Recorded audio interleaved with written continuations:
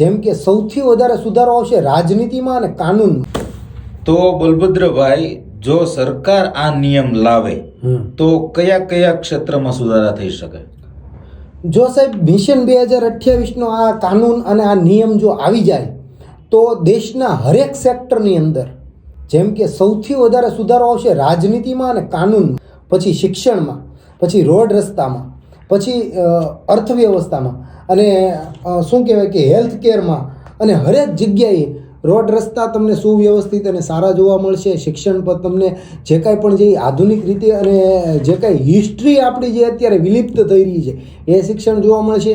રાજકારણમાં એ પ્રકારનો સુધારો આવશે અને રાજકારણના લીધે કાનૂનમાં સુધારો આવશે કે જે ગ્રેજ્યુએટ નેતા હશે સાહેબ, બરાબર છે, તો એમને 100% અભણ નેતા કરતાં તો સારી એવી સમજ હશે ને, તો એ રીતે પણ સુધારો રાજકારણ અને કાનૂનમાં બંનેનો સમન્વય થશે અને એ સુધારો આવશે. એટલે હું 100% માનું છું કે દેશના હરેક સેક્ટરની અંદર આ નિયમ જો આવી જાય તો સારામાં સારો સુધારો આવી શકે છે.